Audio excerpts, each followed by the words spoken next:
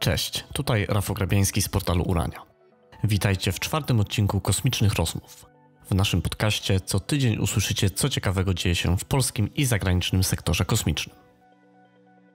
Możecie nas słuchać na naszym kanale Urania TV w serwisie YouTube. Jesteśmy też dostępni na Spotify, Apple Podcasts i na wszystkich innych dużych platformach podcastowych. Odwiedźcie też nasz portal internetowy urania.edu.pl. Tam znajdziecie codziennie najnowsze doniesienia z badań kosmosu, przeczytacie o odkryciach astronomicznych, startach rakiet i wydarzeniach związanych z sektorem kosmicznym w naszym kraju.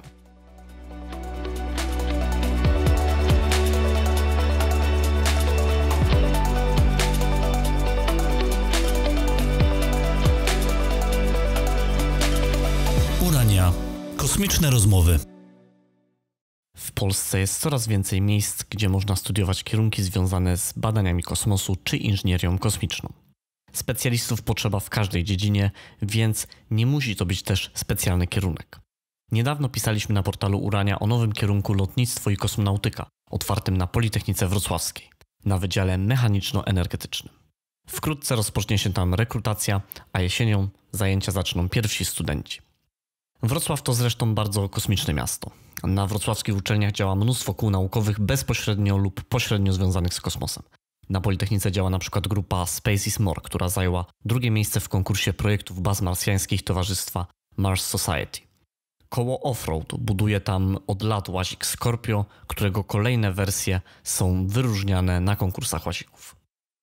W jednym z numerów czasopisma Urania Postępy Astronomii pisaliśmy o tym, gdzie można studiować astronomię w naszym kraju, w jaki sposób uzyskać pracę w zawodzie związanym z badaniami kosmosu albo inżynierią kosmiczną.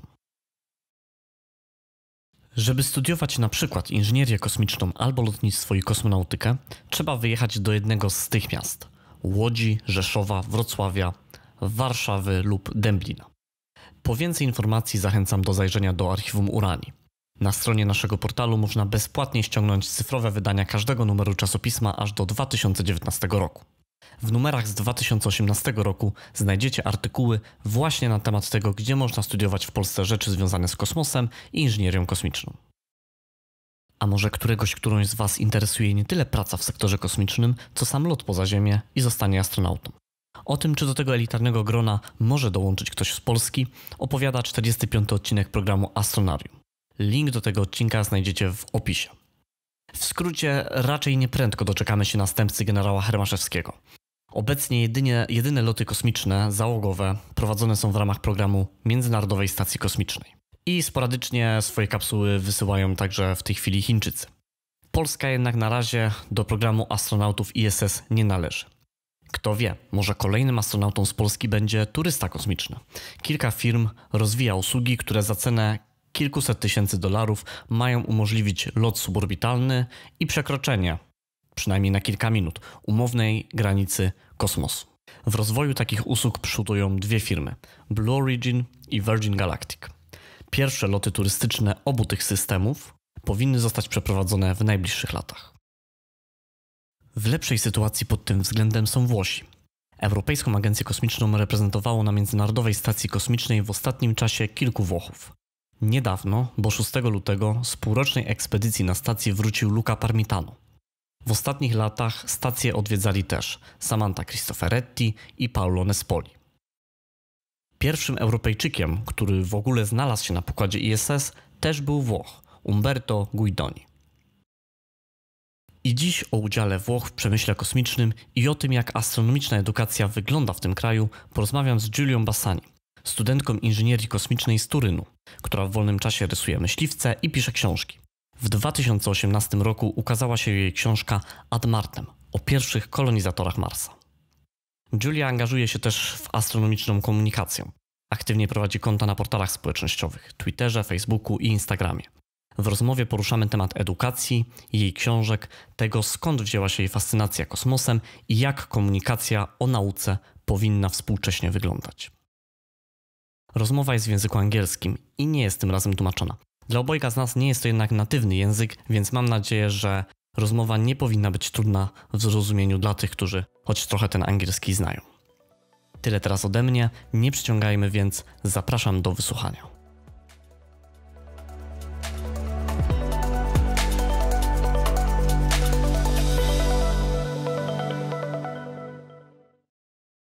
So my guest today is Giulią Bassani. I don't know how to start, saying what you do, because first you are aerospace engineering student, right? Yeah. I can say that you are media influencer, talking about space and writing about space. A little. Yeah, and last but not least, you are the author of sci-fi book, which was published in English and in Italian. Yeah. The book is called Martem. So we will talk about all of that stuff. All right. So yeah, maybe the first question, how you get interested in space? It's a really curious story, actually, because the truth is that when I was a child, I really didn't care about space. This is really weird. Like, Okay. differently from all the other kids who wanted to be astronauts, I really didn't want to, because I was super afraid of that. I can say that everything started in 2015 or 2014, actually, when the first Italian astronaut, Samantha Cristoforetti, went on the International Space Station.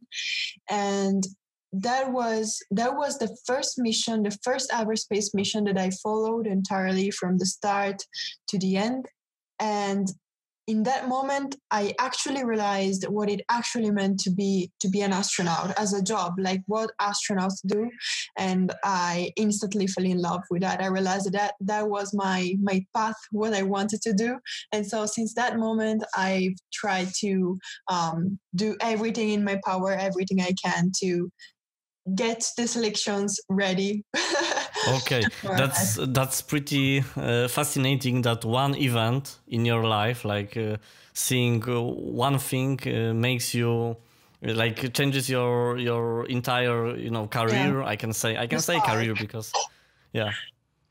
Yeah, I wouldn't say it changes the career, because actually at that time I had no idea Yeah. what I was going to do in my life. I was pretty lost. Like, I did enjoy science, and I had an idea of maybe getting into biology, or Okay. maybe I wanted to be a vet because I liked animals, but I wasn't so sure. Like, it wasn't my calling, if I can say so.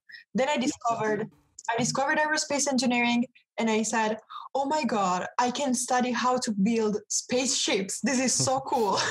Yeah. And so I got into aerospace engineering.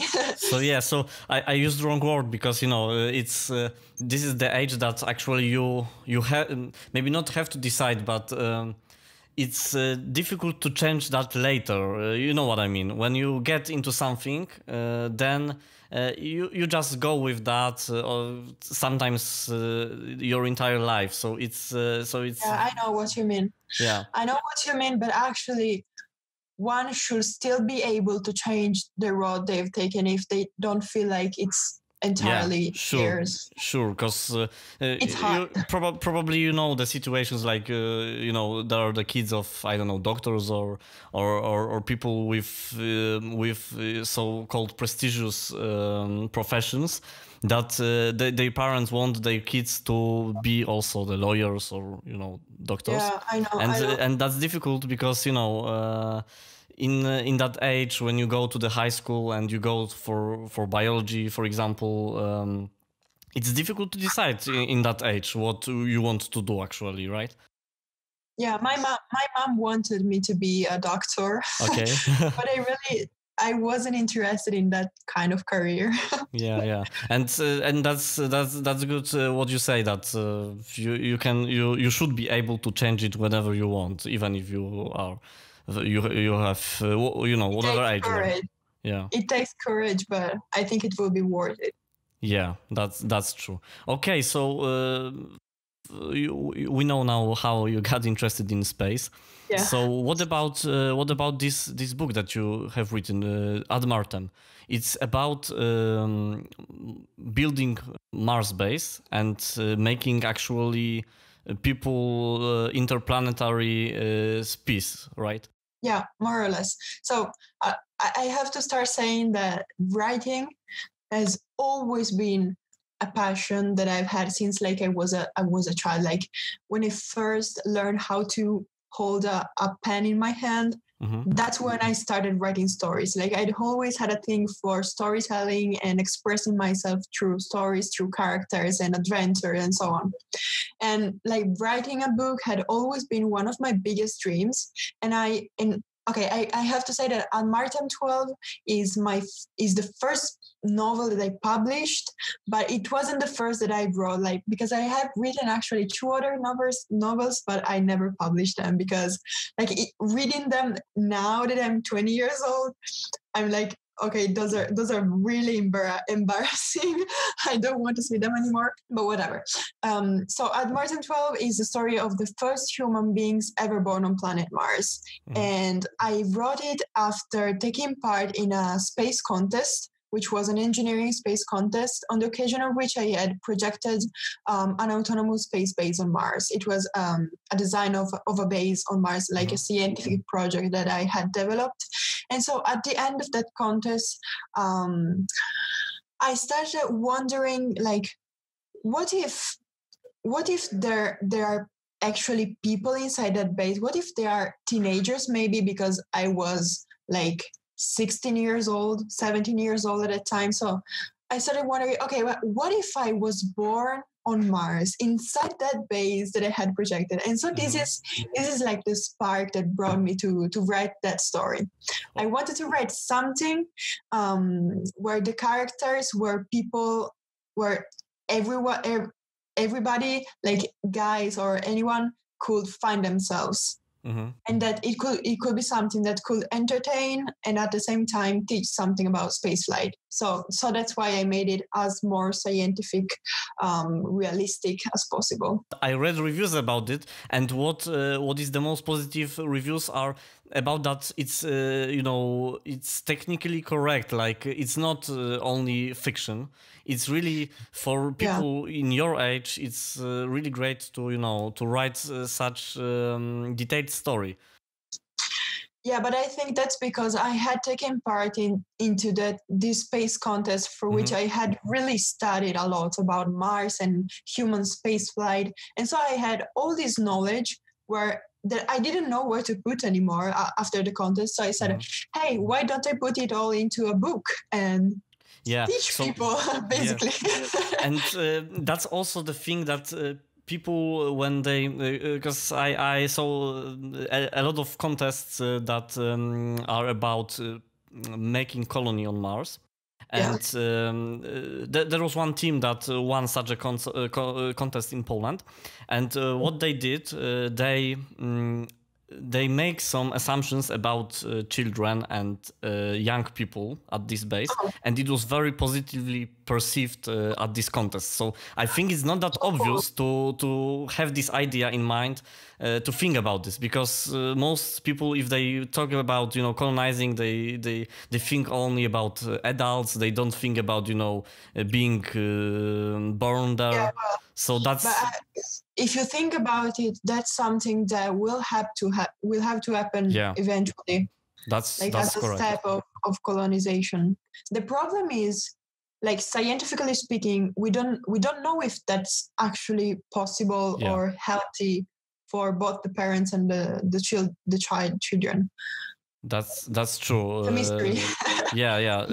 Both development of child and after birth, what happens to them when they grow up. Yeah, that's the issues that actually can't be tested until we do this, right? Yeah, I think so. Yeah, and I know you wrote a second book. Is that? Yeah, that's right. That's right. The title is Kalopsia, and it's actually very different from Ad Martem 12 because this time it's not science fiction, it's not Mars, it's not space at all.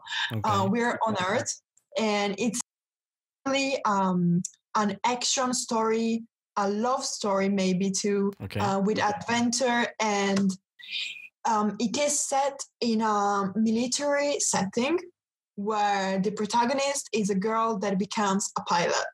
Okay. So that's pretty connected with your interest in studies. Exactly. We are in an aeronautical setting, which reminds a lot about the Air Force, but it's not actually the real Air Force. Like I created this dystopian universe, if I can call it so, where like the story revolves around these guys in this air base studying and training to become pilots, and then they become pilots, and then a war is coming, so they probably have to go on a mission, and there's this love story developing. It's a bit like, I've been told that it's a bit like a modern version of Top Gun. Okay. But I've never watched that movie. Okay. Okay. So like I just trust them. Okay. And so that's it. It's very different.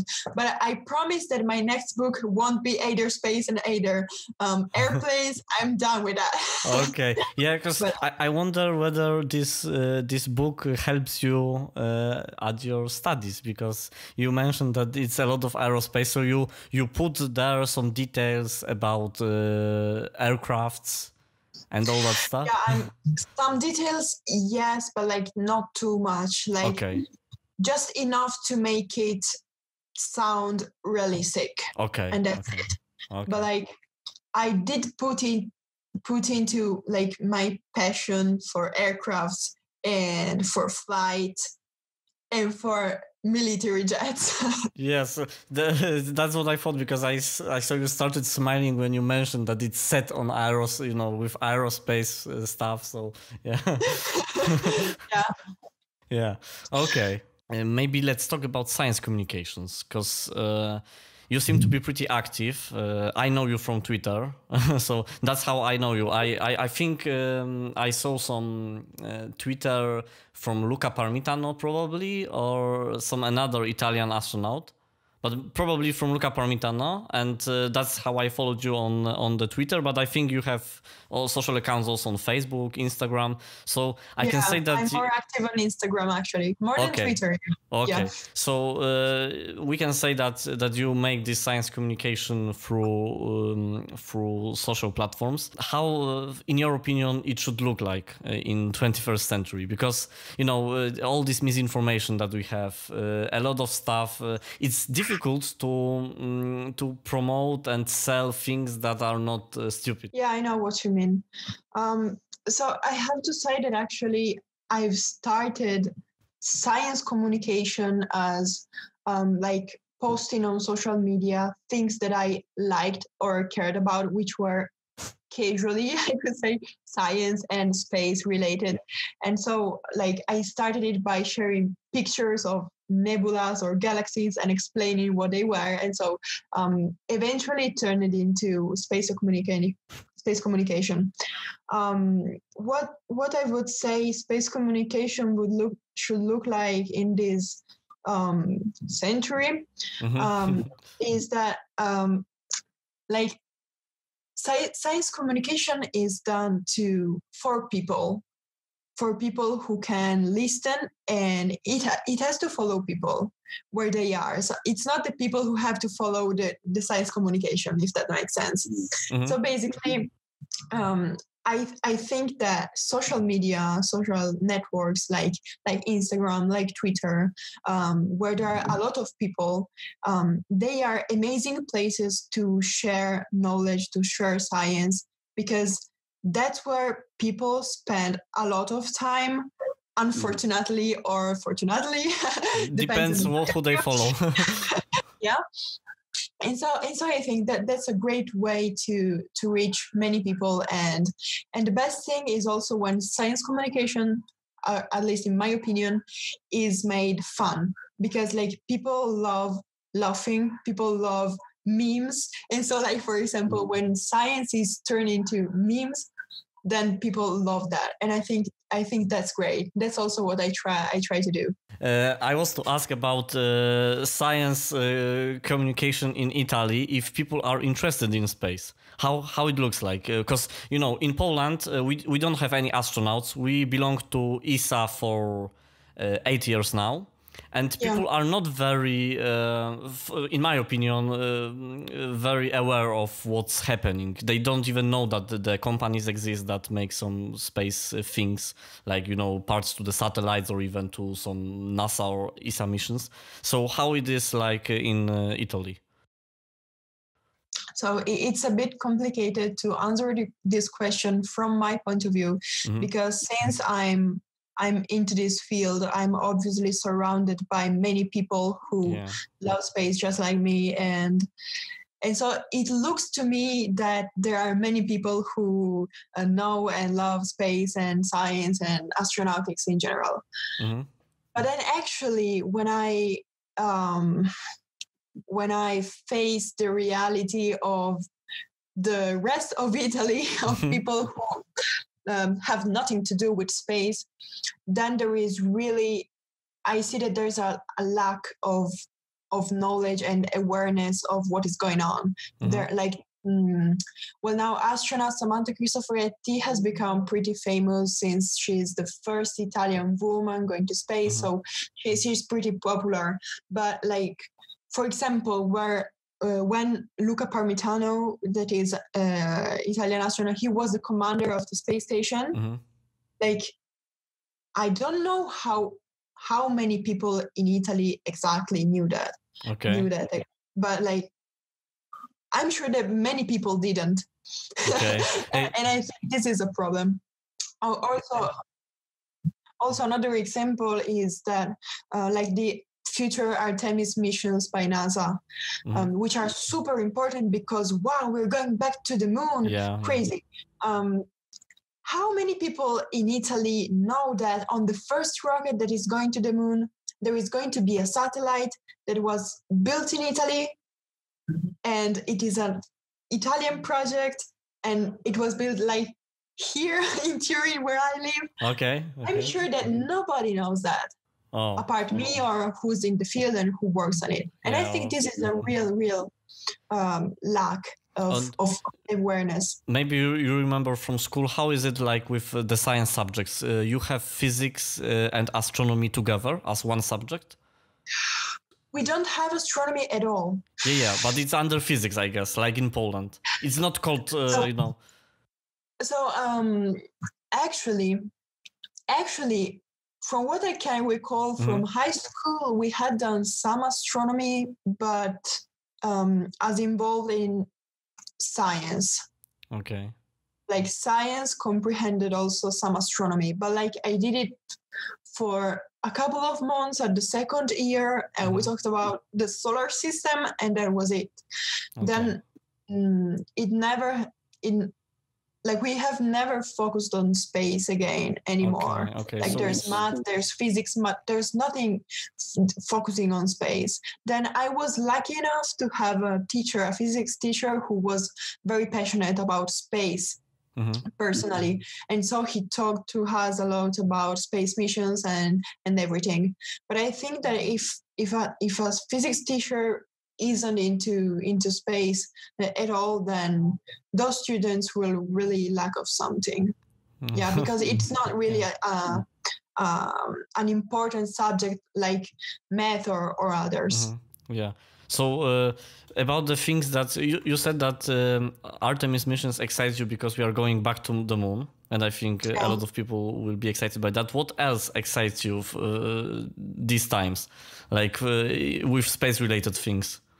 Like SpaceX, maybe.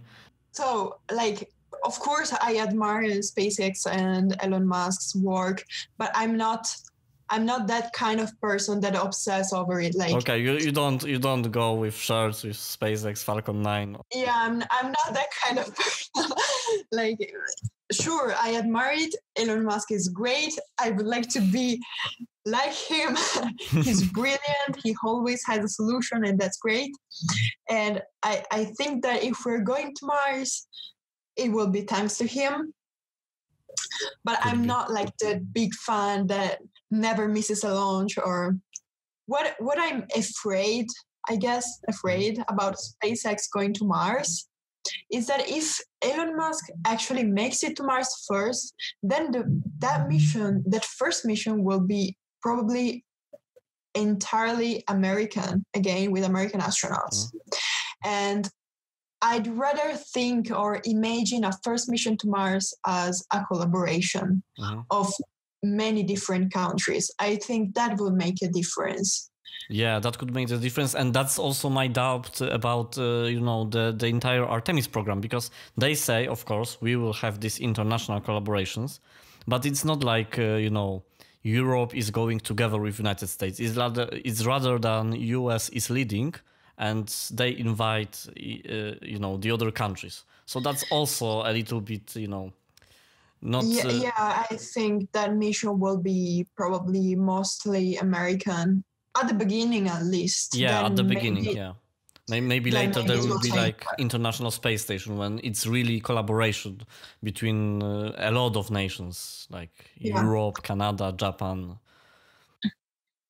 Then never to say, because I mean, Americans and NASA are doing a great job. They are definitely. We have to admit that they are the best in this field. Yeah, we can't say anything about that. I'm just saying that it will be really beautiful and meaningful to see a collaboration going to achieve something like we did for the International Space Station, which is a collaboration of many different countries, and it's a masterpiece. Yeah, that's I couldn't agree more.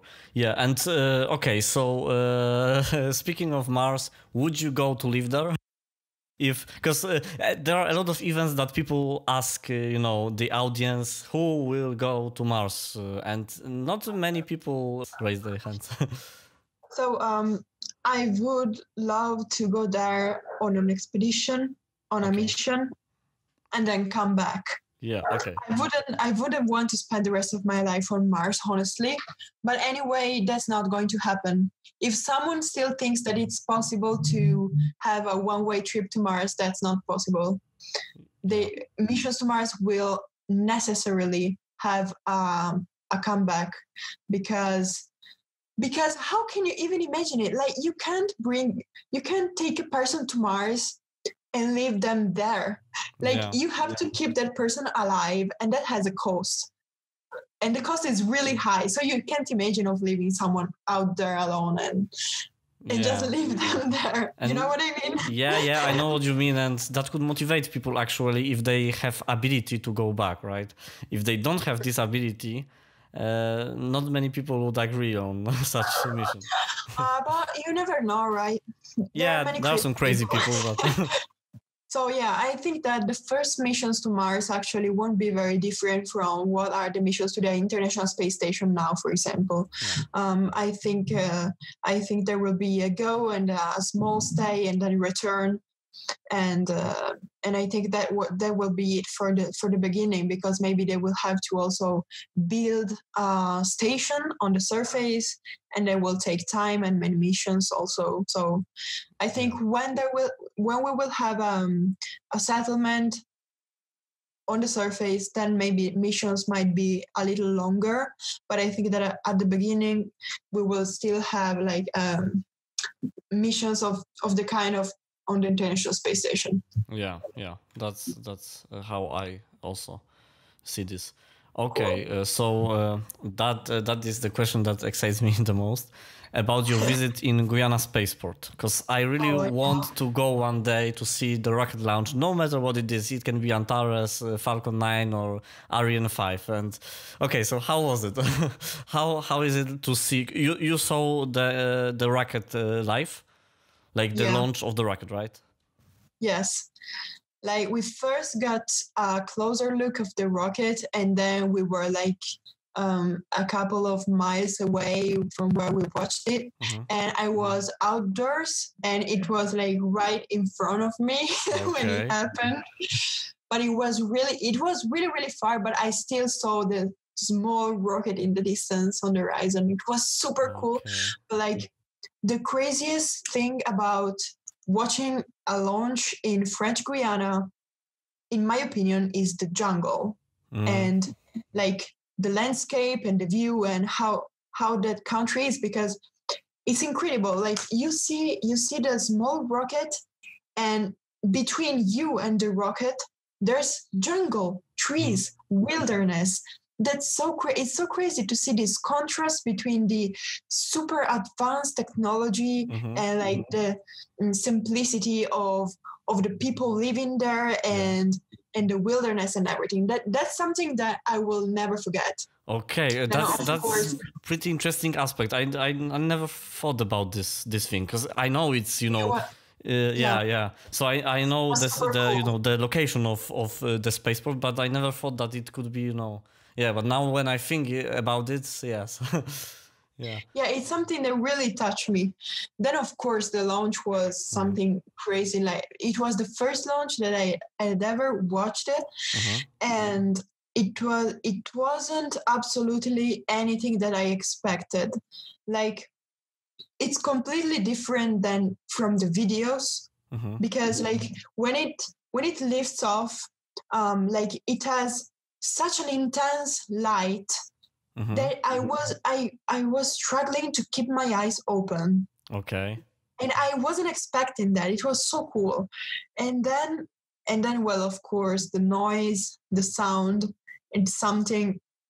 It's really, really loud. Like, it seems like the ground is shaking. Like, your so you feel it. Shaking. You feel the launch with your entire body because of the vibrations, right? Yeah. The sounds. It's super, like, pure adrenaline, if I can say so. And the crazy thing is like that in 30 seconds, it's gone.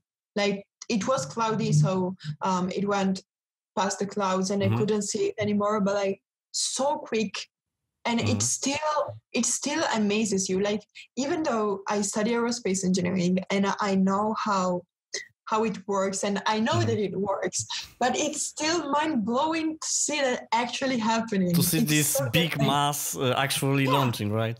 I mean, yeah. And the Ariane 5 is still like a small rocket if we compare it to Saturn V or the Saturn, of course.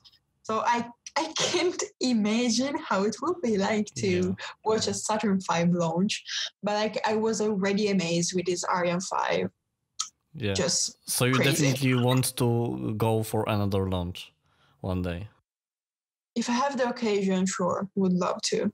When I was watching it, I was thinking to myself, oh wow, I could be on that rocket one day. So I was really living it with my heart and like imagining it.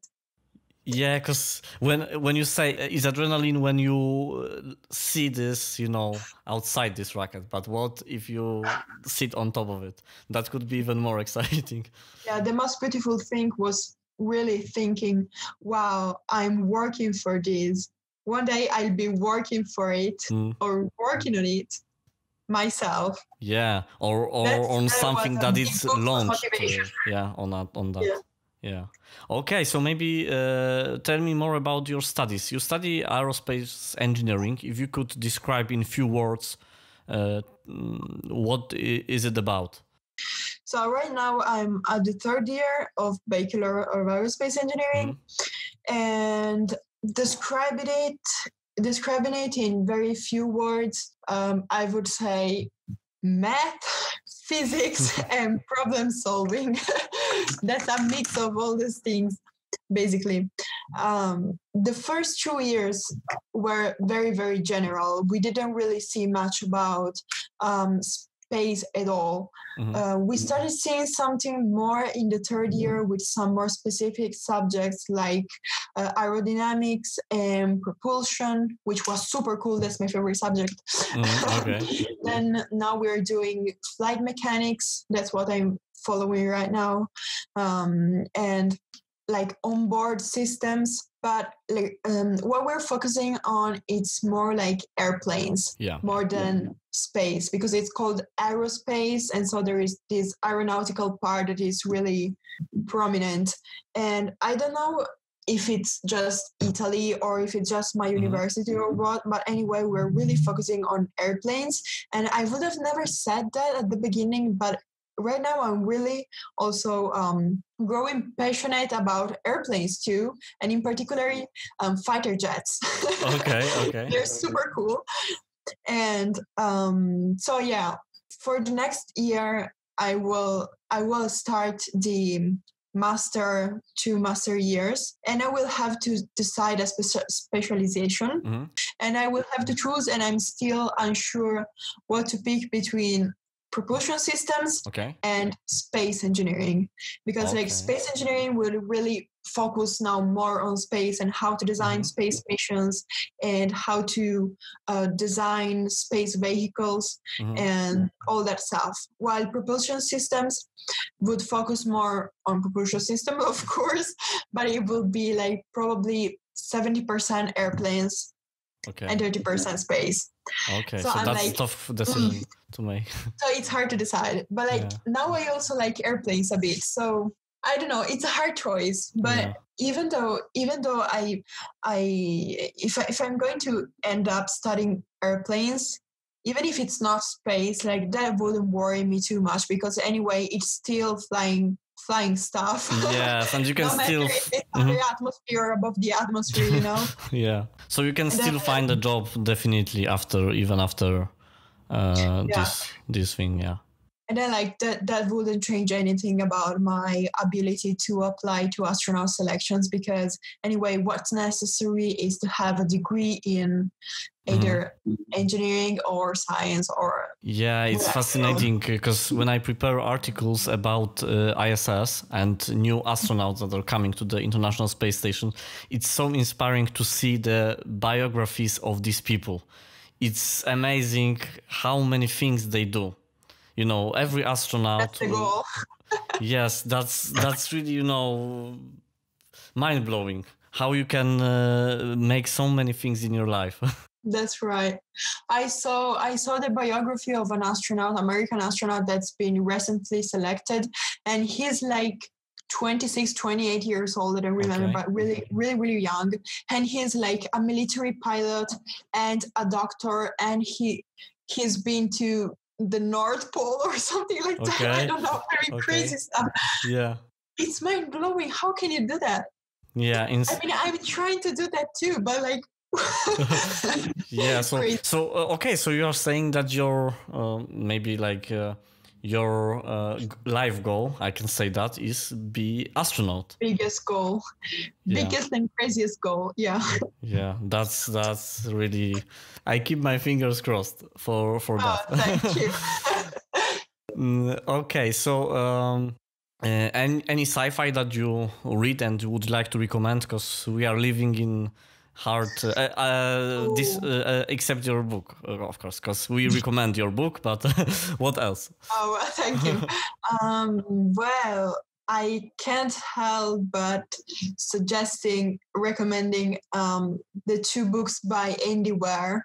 The first one is The Martian, which is super famous. They also did the movie, and if you haven't read the book, do read it, because it's beautiful how it's detailed, and there's so much science, and it feels so real. It actually looks like it. I mean, it seems like a real mission. It's mind blowing. I mean, Andy Weir is a genius. The second book is Artemis. Yeah, I read that.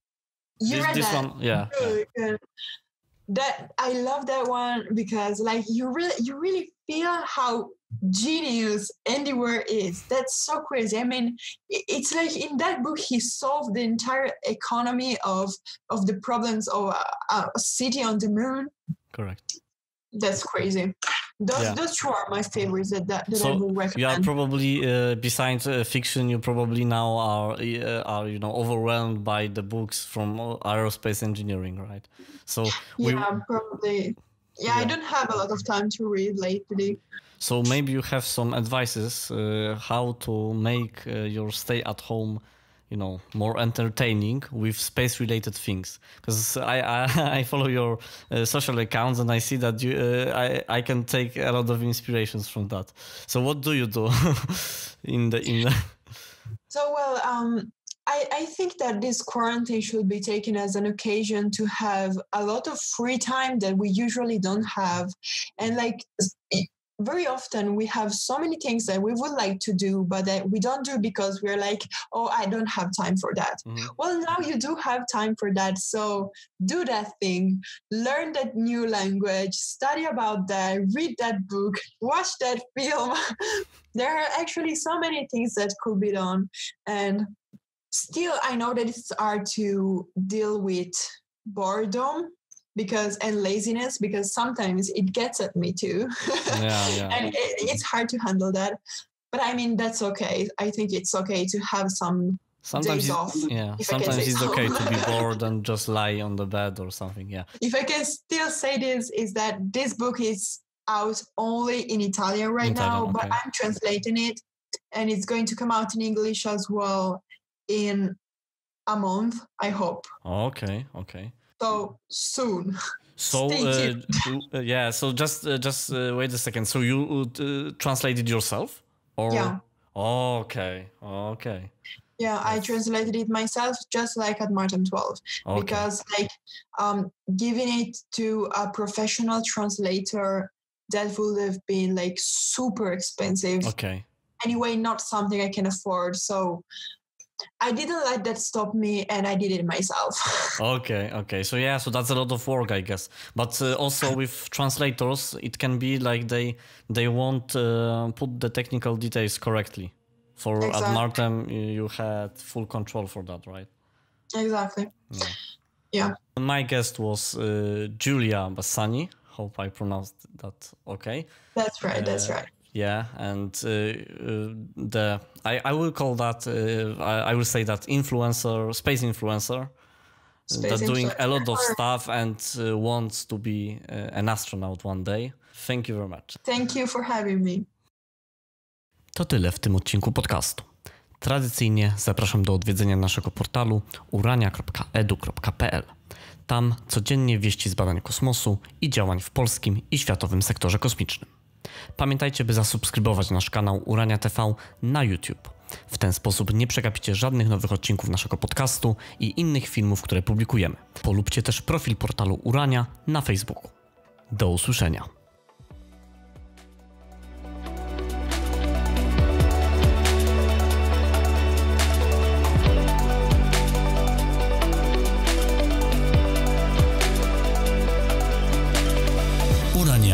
Kosmiczne rozmowy.